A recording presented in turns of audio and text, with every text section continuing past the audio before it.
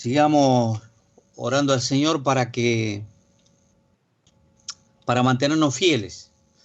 Y es evidente que Dios tenía en mente que nos congreguemos y el estar unos con otros anima nuestra fe, impulsa nuestra comunión, estimula la fidelidad. Y al estar eso cortado, depende mucho más de nosotros el estar buscando del Señor de una manera especial, Cristo autoabasteciéndonos. La madurez de la vida cristiana es que no voy dependiendo de una persona, sino que voy creciendo y en la medida que crezco dependo de Cristo, su Espíritu y su palabra. Bien, ahí Walter avisó de que no va a estar en esta reunión porque le llegaron visitas, así que bueno, eso lo tenía ocupado. Bien, habíamos llegado, el hermano Ridolfi dio hasta el testimonio de Juan el Bautista. Vamos a Juan 1:29. Si nos metemos en el contexto, acuérdense que la situación geográfica donde esto sucede es a orillas del río Jordán. Acuérdense que en Jerusalén estaba enclavado el templo de Salomón y se ofrecían sacrificios mañana y tarde, variados sacrificios, en muchos casos conforme al poder adquisitivo de cada uno. Dice, si la persona fuere tan pobre que no puede ofrecer un cordero u otro animalito, que compre tórtolas o palominos. Y ahí, bueno, se creció el negocio de la venta de palomas y uno iba caminando por las calles y puede imaginarse escuchar la paloma, también había gente que cambiaba dinero, era todo una romería, se le dice, todo un mercado. Y cuando Juan expresa acerca del Cordero de Dios, era algo muy común para la gente religiosa, porque mucha gente iba con su cordero para ofrecerlo. Así que, según el verso 29, el siguiente día vio Juan a Jesús que venía a él y dijo, he aquí el Cordero de Dios que quita el pecado del mundo. Cuando vamos mirando, Juan está utilizando un lenguaje no solo del templo, no solo religioso, sino que Juan además está haciendo alusión a la profecía de Isaías. Isaías 53:7, como cordero fue llevado al matadero. Es asombroso como Dios no dejó nada al azar. Y cuando dice que quita el pecado del mundo, ya por el Espíritu Santo de Dios él estaba sabiendo que el sacrificio de Cristo iba a ser, según lo que dice Hebreos, que con un solo sacrificio, Hebreos 9:28, hizo perfecto para siempre a los santificados, y Hebreos 9:28 dice que, se los leo, Hebreos capítulo 9, verso 28, Hebreos 9:28, está hablando de la carta a los hebreos todo un lenguaje sacrificial. Y dice, así también Cristo fue ofrecido una sola vez para llevar los pecados de muchos. En el versículo anterior habla de que está establecido a los hombres que mueran una sola vez y después del juicio. Dice, así también Cristo fue ofrecido una sola vez para llevar el Cordero de Dios. Acordémonos que en Génesis capítulo 12 se instituye la Pascua, queda como un memorial para el pueblo hebreo, que recuerden acerca de el Cordero que debía comerse con hierbas amargas, se debía comer apresurado, todo un ritual había. tipificando, preanunciando el Cordero de Dios que iba a venir para quitar de una vez y para siempre. Decía un comentarista, leyendo un comentarista, los corderos son animales irracionales, es decir, no razonan, que no entendía que ellos eran sacrificados para expiación de los pecados. En el Antiguo Testamento, el concepto de expiación es una palabra hebrea que quiere decir que se menciona kafar. Kafar es cubrir. Es decir, en el Antiguo Testamento, con todos los sacrificios, bajo el sacerdocio levítico, los animales que eran sacrificados cubrían el pecado de manera temporal. De manera temporal. Había que volver a sacrificar otro animal. ¿Por qué? Porque la justicia de Dios es tan exacta, tan justa, que demanda que el pecado es una transgresión y es algo tan grave que si alguien muere, alguien tiene que morir. O sea, es así la justicia de Dios. El pecado, dice la Biblia, que da a luz la muerte, pero Cristo apareció y sacó a luz la vida y la inmortalidad por el Evangelio. Entonces, he aquí el Cordero de Dios que quita el pecado del mundo. Cuando menciona esto, fue algo que llegó a los oídos de todas las personas de la zona. Entendía. Inclusive, acuérdense del etíope. ¿Qué es lo que leía? La profecía de Isaías. Y hace alusión a lo que iba a suceder con el Cordero que iba a llevar los pecados del mundo. Acá Juan tiene el privilegio, por eso se le llama el profeta con el más grande mensaje, porque tuvo el privilegio de anunciar al Cordero de Dios en persona.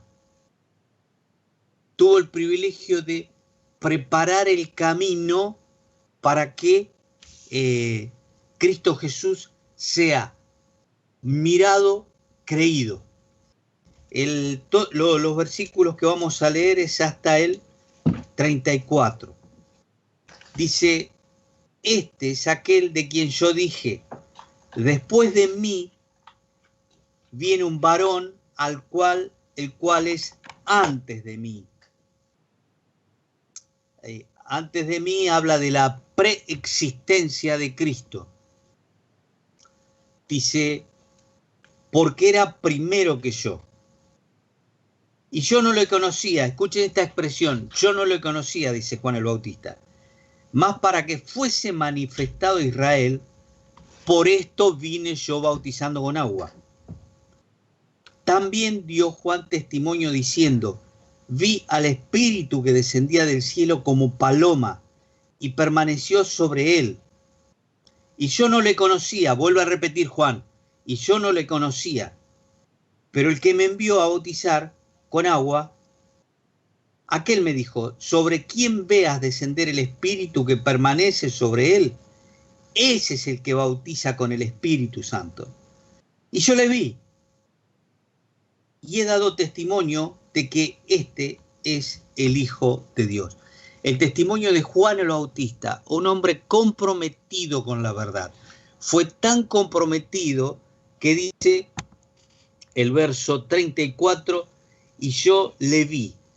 Si bien Juan el Bautista, no tenemos ningún escrito de Juan el Bautista, pero coincide los escritos de Juan, dice, la vida se nos manifestó y la hemos visto y testificamos. Es decir, el testigo es alguien que, valga la redundancia, da testimonio de lo que vio con sus palabras. Ahora, Juan el Bautista, es muy posible que si negara a Cristo, él continuara con vida. Pero Juan el Bautista, como otros mártires, por causa de la obra de Cristo, llegaron a exponer su propia vida por causa de la verdad que caló sus corazones. Como siempre decimos, ¿no? Nadie se deja matar por una mentira. El religioso más ortodoxo, más practicante, más celoso, religioso, frente a la hora de la muerte titubea. Muchos santos murieron cantando. Así que, hermanos, el testimonio de Juan nos debe alentar. Él entregó su vida por una causa eterna, que trasciende más allá de la tumba. Está establecido a los hombres que mueran una sola vez. Todos nosotros, los que estamos aquí, los que están escuchando, todos vamos a morir un día. Dice que un día golpeó a la puerta un predicador, la puerta de un vecino ateo. Entonces el vecino abre la puerta, ya este predicador le había hablado de Cristo. Y cuando lo vio, le cerró la puerta a la cara. El vecino esperó un ratito y golpeó de vuelta la puerta. El predicador, perdón. Entonces cuando el vecino abre la puerta, dice, otra vez usted. Mire, simplemente quiero pedirle que reflexione en esto. Si en vez de haber sido yo quien golpeé la puerta, era la muerte, ¿usted dónde iba a pasar la eternidad? Y lo dejó ahí. Dice que este predicador continúa orando por esta persona y al poco tiempo se acerca y dice, hábleme más qué pasa después de la muerte. Es hermoso como Dios le da sabiduría a algunas personas para testificar. Y Cristo, aquí Juan dice, el cual es antes de mí. Muchas veces se dice, ¿quién vino de allá? Bueno, nosotros a diferencia de muchos tenemos la bendición de decir, mira, te quiero presentar a alguien que volvió de la muerte. Es alguien que vino del otro lado, que nos es velado, que nos es oculto. Viene y nos cuenta qué hay del otro lado. Es más, nos capacita porque él ya experimentó la muerte, con su propia sangre santa nos limpia de todo pecado. Así que dice Juan el Bautista, y yo no le conocía. Cuando Juan expresa, y yo no le conocía, lo expresa en el verso 31, y yo no le conocía. Bueno, se afirma de que Juan y el Señor se conocieron estando en el vientre. ¿Se acuerdan que cuando fue la salutación de Elizabeth a María, el bebé que estaba en el vientre saltó, que era Juan el Bautista? Bueno, aparentemente eran primos y en algún momento de su existencia es muy posible que se hayan visto. Ahora, lo que Juan está queriendo decir, yo no lo conocía, ginosco, es tener la percepción de quién realmente es. Yo no percibía que él era el Mesías de Dios, el enviado de Dios. No percibía que en él se iban a hacer realidad las escrituras. No percibía que era él el que las escrituras, las profecías, los profetas del Antiguo Testamento que hablaban de él. Vivían, no sabemos si en la misma ciudad, pero se conocían. Y Juan dice, no le conocía como el Señor, no le conocía como el Mesías, no le conocía como el ungido de Dios. Pero gracias a Dios un día cayó el velo de quién es la persona de Cristo y le conoció. Gracias a Dios por todos los que hemos podido conocer a Cristo como nuestro Salvador personal. Y conocer a Cristo va más allá de verle físicamente. Conocer a Cristo es creer su palabra. Juan 3:36 dice, el que cree en el Hijo tiene vida eterna, pero el que rehúsa creer en el Hijo no verá la vida, sino que la ira de Dios está sobre él. Es impresionante cómo Cristo hace la diferencia por toda la eternidad. Porque cuando leímos Juan 1:1, en el principio era el Verbo, y el Verbo era con Dios, y el Verbo era Dios. Esa palabra verbo habíamos hablado que es discurso, mensaje, pero acabado, con una connotación terminada y acabada. Es decir, Dios nos habló, Dios se comunicó con nosotros y lo hizo en la persona de Cristo. Y acá está tipificado como el Cordero, como el que iba a ser sacrificado.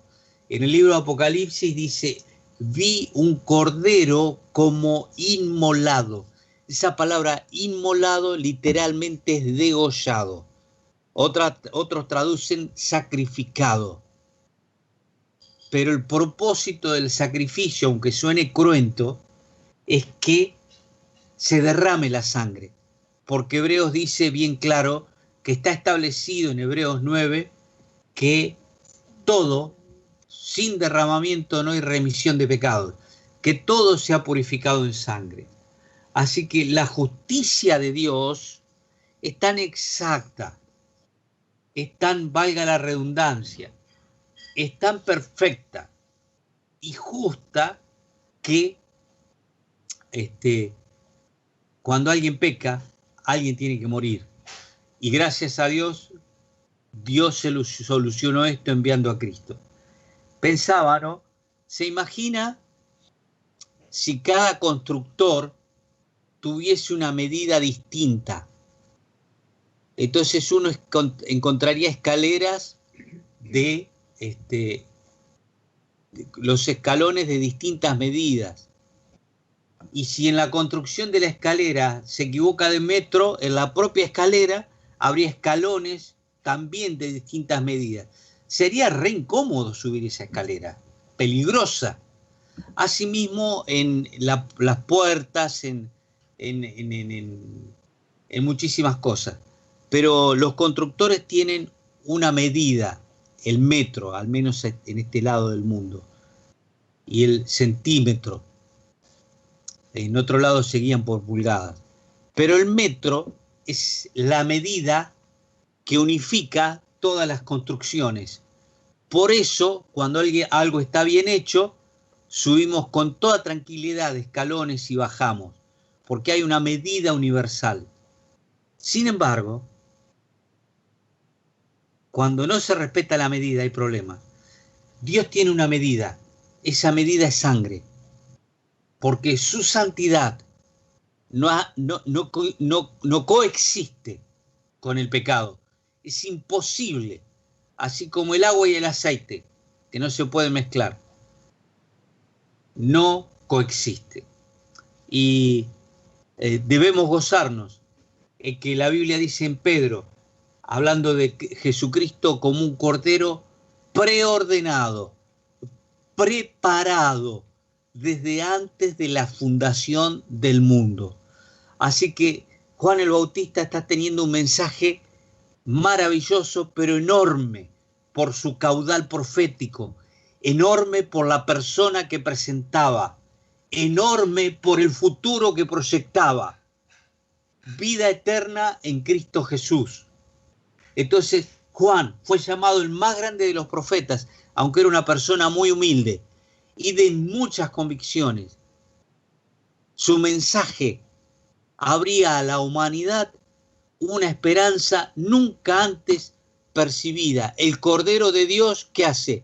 Quita el pecado del mundo. No lo cubre. Antes, sobre el propiciatorio, los animalitos cubrían se cubría el pecado con la sangre de los animales, perdón. Pero era temporal.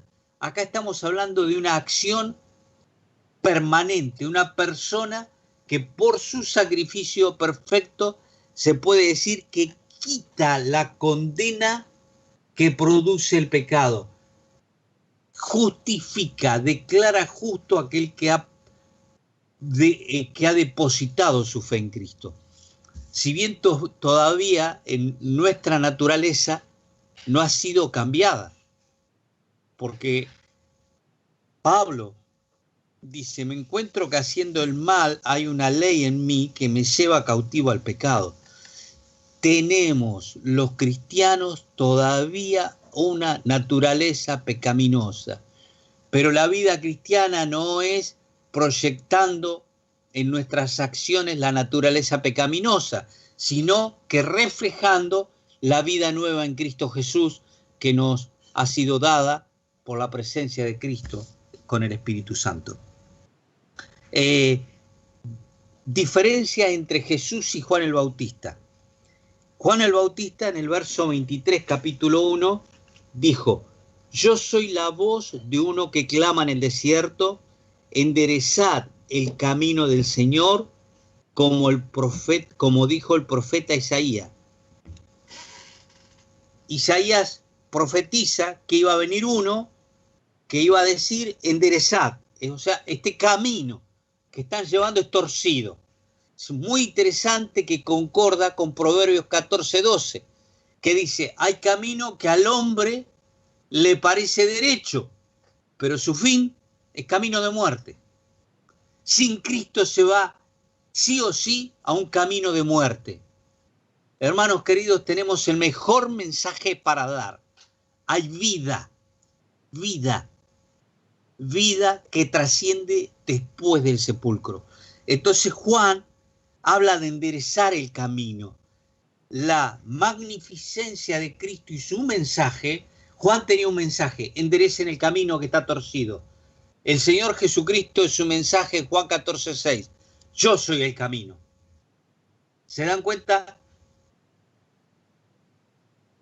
Juan tiene un mensaje relevante hablando del Cordero, pero cuando el Cordero habla, dice, yo soy el camino. Juan dice, enderecen el camino. Jesucristo habla y dice, yo soy el camino, derecho, recto, que llega a la gloria. El 31 dice bien claro, y yo no le conocía, más para que fuese manifestado a Israel, yo vine bautizando con agua. Juan el Bautista bautizaba con agua. El agua es algo visible. Entonces, Juan el Bautista, en el río Jordán, las personas que creían su mensaje se bautizaban con agua. Era algo visible, era una señal de purificación, pero también era una manifestación externa de que los que se bautizaban, de que quienes se bautizaban, creían el mensaje de Juan. Ahora, bautizarse en aquellos días era algo tremendamente arriesgado, riesgoso. ¿Por qué? Porque estaba un edicto real que decía no hay más rey que César. Quien se opone a esto, se opone a César. Y era digno de prisión, de azotes, de cárceles y de la misma muerte. Estaba fuera del sistema de comprar y vender cualquier cosa. Que eso es lo que va a hacer el anticristo. Entonces, Juan bautizaba con agua, que es algo visible, pero Jesucristo en el verso 33, y yo no le conocía, pero el que me envió a bautizar con agua, aquel me dijo, o sea, Dios le dijo, sobre quien veas descender el Espíritu que permanece sobre él, ese es el que bautiza con el Espíritu Santo. Ese es el que bautiza con el Espíritu Santo. Y aquí entramos en un tema que lo vamos a tocar rápidamente. Dice, podemos ir a 1 Corintios capítulo 12, versículo 13. Acuérdense, Jesucristo bautiza con el Espíritu Santo. O sea, Juan habla de enderezar el camino, Cristo dijo, yo soy el camino. Juan bautiza con algo visible, como el agua, Jesucristo bautiza con algo invisible. La palabra bautizo del hebreo es sumergir totalmente. Era una acción exclusiva para teñir prendas. Entonces, de ahí que surge la idea bien aclaratoria de que bautismo implica inmersión, no aspersión, ¿correcto? La aspersión es tirarte unas gotitas. Si vos tirás una gotita a algo, no lo podés teñir, lo manchás. Pero inmersión implica sumergir debajo de. Ahora, es bien claro, 1 Corintios 12:13, dice, porque por un solo espíritu fuimos todos bautizados en un cuerpo, sean judíos o griegos, sean esclavos o libres, y a todos se nos dio a beber de un mismo espíritu. El énfasis recae que Cristo bautiza con el Espíritu Santo. Ahora, esto está muy lejos de las barbaridades que escuchamos hoy. ¿Has sido bautizado con el Espíritu? ¿Has hablado en lenguas? ¿Has tenido la manifestación del bautismo del Espíritu? Mire, hay testimonio de hombres muy piadosos que buscaron, se encerraron varios días el bautismo del Espíritu Santo. Cuando la palabra de Dios habla en relación al Espíritu Santo, la palabra espíritu es la palabra viento. Dice Efesios 1:13, que lo citamos siempre, que habiendo oído la palabra de verdad del Evangelio y habiendo creído en él, fuimos sellados con el Espíritu Santo. Si buscan la palabra sellado, aparece algunas veces, hemos sido sellados. Esa palabra sellado es lo que pasó en un sentido cuando la Guardia Romana puso custodias y pusieron el sello de que era propiedad de Roma ese cuerpo. Pero para sorpresa de los soldados, al otro día aparecieron los sellos romanos rotos, no hay imperio que pueda detener a Cristo, él se levantó suelto los dolores de la muerte. Así que sello habla de pertenencia, el sello habla de presencia, pero también el sello habla de capacidades, de poder, la capacidad para servir a Dios. Todos hemos recibido en el momento de creer por lo menos un don y es nuestra responsabilidad descubrirlo.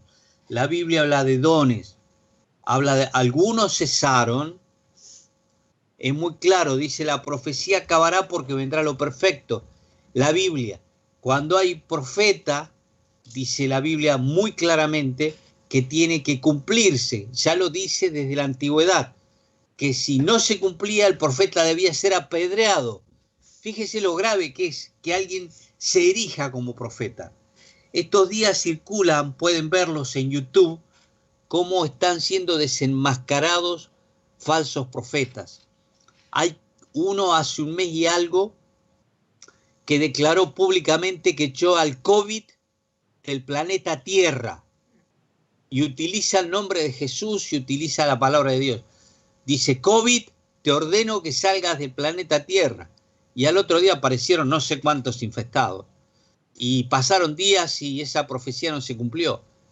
Es que la profecía no es de interpretación privada, la trajeron los santos hombres de Dios y quedó plasmada en palabra. Pero no quiero desviarme del tema central. También la diferencia de Cristo y su mensaje y Juan el Bautista es que el mensaje de Juan el Bautista estaba dirigido a Israel, pero el mensaje de Jesucristo, dice Hechos capítulo 2, que fue para todos. Hechos capítulo 2. Hechos capítulo 2, verso 9. Dice bien claro, 8. ¿Cómo pues le oímos hablar cada uno en nuestra lengua para la que hemos nacido? Partos, medos, elamitas. A ver, Hechos 2:9. A ver. Sí. Hebreos 2:9, perdón. Ahora voy a aclarar ya que está.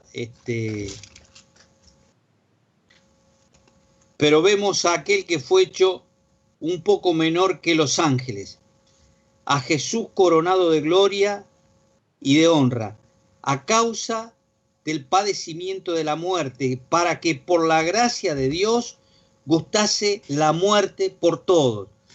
Cristo Jesús vino a dar un mensaje a todos. Juan lo aclara también ahí, el evangelista, a lo suyo vino y los suyos no le recibieron, mas a todos. Esta palabra es general, al mundo todo. Está el que cree y el que no cree. Cuando vamos a Hechos 2, Pedro predica el evangelio, se convierten más de 3.000 personas, desciende el Espíritu Santo y hablan en lenguas. Hermanos amados, es mi oración que no seamos llevados de falsas doctrinas. Cuando usted lee la manifestación, así en el libro de los Hechos, hay señales que están dadas con un propósito. Ese propósito es predicar el evangelio. Hoy la Biblia dice que la fe es por el oír, y el oír con fe es la palabra de Dios. Y cuando dice que hablaron en lenguas, la palabra griega es glosais, idiomas. Fue algo comprensible a los que estaban de visita de otras ciudades, de otros países, y los que hablaban las maravillas de Dios y comprendían. Es como que si aquí en el Obelisco se reúnen paraguayos, suizos, alemanes, americanos, gente de aborigen, originarios de algún pueblo con su dialecto, con su lengua, porque acá la palabra es glosais. Cada uno de los que estaban allí en todo ese gran auditorio escuchó la maravilla de Dios en su propio lenguaje. Inclusive el griego va más allá, dice, aún con su propia entonación, se sentían en casa. Y la palabra de Dios que se predicó ahí fue que Cristo, a quien vosotros matasteis, crucificándole en un madero. Ese es el corazón del evangelio. Y luego dice, arrepentíos. Hay que arrepentirse para tener vida en Cristo. Por lo tanto, Juan el Bautista predicaba enderezar el camino, él bautizaba con agua, algo visible, y su mensaje fue dirigido a Israel.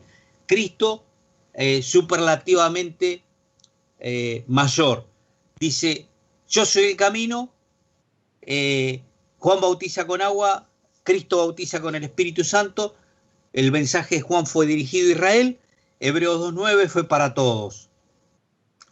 Y es interesante que Cristo al bautizar con Espíritu Santo, es decir, él dijo en Juan 16, es necesario que yo me vaya, pues enviaré un consolador. La palabra consolador es aquella persona del Espíritu Santo que está en nosotros haciendo la obra de Cristo en nuestras vidas. Es muy claro, hay un pasaje acá para que entendamos esto, Juan 3:34, volteando la hoja. Dice, porque el que Dios envió, las palabras de Dios hablan, y Él es la palabra encarnada. Y escuche esto, pues Dios nos da el Espíritu por medida. En el momento de creer recibimos el Espíritu Santo. Todo Dios recibimos en el momento de creer. Dios no da el Espíritu por medida. Por eso no debemos buscar manifestaciones espectaculares, porque la manifestación, expresión visible de la presencia del Espíritu Dios en nuestra vida está en Gálatas, cuando habla, capítulo 5, que el fruto del Espíritu es gozo, paz, paciencia, mansedumbre, benignidad, bondad, fe, amor, y no me acuerdo qué más, son 9, no me acuerdo cuál otro. Esto es la manifestación del Espíritu Santo. Acuérdense que en la línea del tiempo vamos teniendo más revelación. Hablar en lengua era parte de los rudimentos.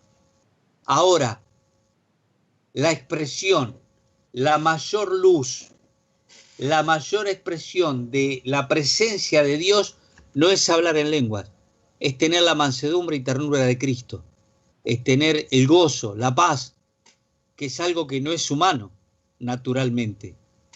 La paciencia, la fe, el amor. Por lo tanto, Juan el Bautista habla de que él bautizaba con agua, pero el Señor con el Espíritu. Hemos sido colocados en el cuerpo a través del bautismo del Espíritu Santo. Entonces, debemos entender que los cristianos tenemos dos bautismos. Uno es el invisible, que ocurre en el momento de creer. Cuando recibimos a Cristo, recibimos el Espíritu. Y otro bautismo es en el momento que obedecemos, identificarnos públicamente con el mensaje de Cristo, confesamos públicamente que recibimos a Cristo y que nos sumergimos en agua representando, tipificando la muerte y resurrección de Cristo. El Espíritu es dado sin medida, es todo Dios. Colosenses 2:9 dice que en Cristo habita corporalmente toda la plenitud de la deidad. Jesucristo es Dios y al recibirlo recibimos todo el Espíritu de Dios. Y ahí leímos en Juan 3:34 que Dios no da el Espíritu por medida. Y concluyendo ya, porque la verdad es que hay muchísimas cosas para hablar sobre estos versículos, pero cuando dice, verso 32, también Juan dio testimonio, habló, diciendo, vi al Espíritu que descendía del cielo como paloma y permanecía en él. Hay algunas personas que conocen mucho la Biblia y dice que no había una forma definida, sino que en la manera tan suave y delicada que el Espíritu Santo se posó sobre Cristo, lo hacía como lo hace una paloma. Bueno, eso lo digo, lo expreso para decir lo que quizá van a escuchar en el futuro. Pero personalmente creo que es una paloma literal. O sea que el Espíritu Santo tomó forma de paloma. Cuando leemos en el libro de Génesis, capítulo 6, está el diluvio universal.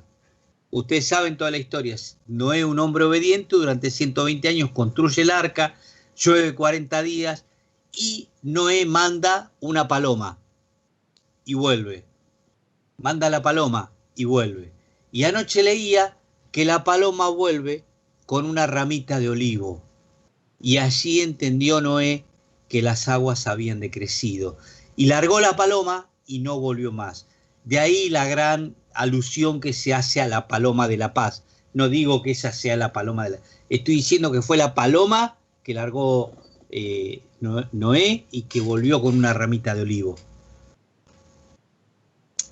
Así que es muy posible que el Espíritu Santo haya tomado la forma de paloma. Tenemos que aprender a tratar con el Espíritu como con una persona.